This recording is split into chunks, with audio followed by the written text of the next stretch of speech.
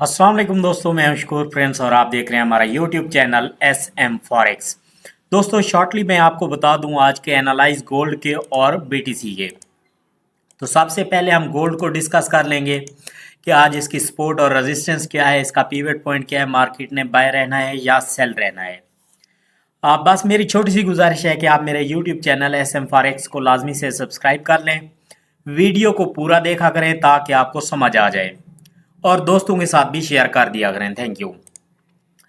तो दोस्तों आज सबसे पहले अगर हम देखें पिवट पॉइंट, तो हम प्रीवियस डे का जो है वो निकाल लेते हैं। पिवट पॉइंट हमेशा ही आप जो प्रीवियस कैंडल हो उसका पिवट पॉइंट निकाल लिया करें।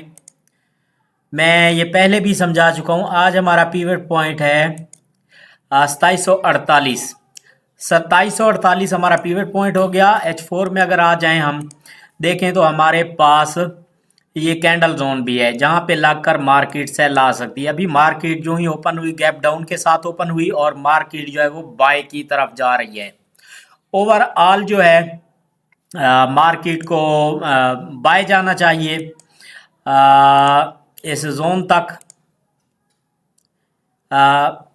2773 से 2781 जो है ये हमारा सेलिंग जोन बनता है जहां तक मार्केट को ओवरऑल जाना चाहिए। लेकिन कल जो है वो इलेक्शन है यूएसए के, तो आप ये 2 दिन सोच समझ कर ट्रेड करें, देख कर ट्रेड करें। ये मैंने पहले भी आपको वीकली वीडियो में बताया। अगर आपने वीकली वीडियो नहीं देखी तो उसको लाजमी से देख लें, आप लोगों का ही उसमें फ़ायदा होगा। अच्छा, H4 के अंदर आपने ट्रेंड लाइन लगा लेनी है। ट्रेंड लाइन लगाने के बाद जब तक मार्केट इस ट्रेंड लाइन को ब्रेक ना कर दे आपने सेल नहीं करना।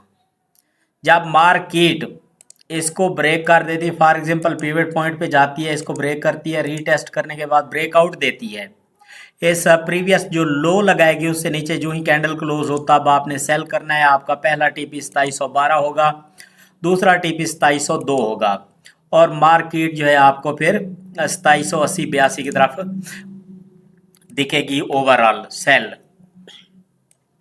अगर मार्केट इस पिवट अपना ट्रेंड लाइन को ब्रेक नहीं करती, मार्केट पिवट पॉइंट के ऊपर H1 का कैंडल क्लोज कर दे, तब जो है आपने बाय करना है। आपका फर्स्ट टीपी जो है फिर 56 होगा। वैसे 60 तक जाएगी लेकिन 56 जो है वो इजली होगा। ठीक है, उसके ऊपर फेयर वैल्यू गैप है। मार्केट फेयर वैल्यू गैप यानी कि 2766 से फिर नीचे आ सकती है, वरना 2766 तक जाएगी। ओवरऑल जो है 2780 तक मार्केट जा सकती है, 2772-73 से लेकर 2780 तक। अगर पिवट पॉइंट के ऊपर यानी कि 2750 पे कैंडल क्लोज कर दे H1 का, तब आपने बाय का ही सोचना है और बाय की एंट्रीज लगानी है। पहला टीपी आपका 56 होगा, दूसरा जो है वो 66 होगा 2766 और थर्ड टीपी जो है आप 2772 रख लें। अगर मार्केट पिवट पॉइंट को लगकर H1 का कैंडल नीचे क्लोज कर देती है, तब आपका फर्स्ट टीपी जो है ये ट्रेंड लाइन होगी। अगर ट्रेंड लाइन को ब्रेक कर दे तो फिर मार्केट ओवरऑल सेल रहेगी। ठीक हो गया। अब बीटीसी की बात कर लेते हैं। बीटीसी के पिछले कुछ दिनों से मैं कह रहा हूं कि बीटीसी जो है वो बाय है, तो अब बीटीसी जो है वो बाय ही जा रही है। आप डे के अंदर आ जाएं, आपने ट्रेंड लाइन लगा लेनी है।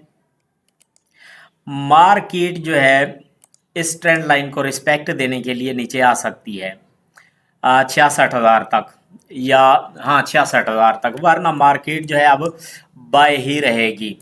क्योंकि वीक के अंदर जो मैंने आपको एक चीज़ बताई थी कि इस ट्रेंड लाइन को जब भी ब्रेक कर ले उसके बाद रीटेस्ट करे तब आपने बाय लगाना है, मार्केट बाय रहेगी। अच्छा, जिनके पास बिग अमाउंट है वो अभी से बाय कर लें और जिनके पास स्मॉल अमाउंट है वो इंतज़ार करें 74,000 पे मार्केट चली जाए। जब 74,000 पे चली जाए तो आपका फर्स्ट टीपी जो है वो 1 लाख होगा और दूसरा टीपी जो है वो 1,08,000 होगा और थर्ड टीपी जो है 1,18,000 होगा। आज की अगर हम बात करें बीटीसी की मूवमेंट की, जितने भी छोटे ट्रेडर्स हैं, तो बीटीसी जो है अभी सेल की तरफ आ सकता है दोबारा।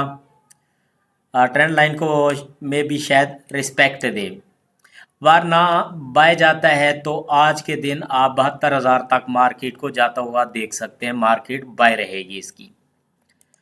गोल्ड की अगर समझ ना आई हो तो आप हमारा व्हाट्सअप ग्रुप ज्वाइन करें, जिसके अंदर हम फ्री सिग्नल भी प्रोवाइड करते हैं और आप डिस्कस भी कर सकते हैं हमारे साथ। Thank you. अल्लाह हाफिज़।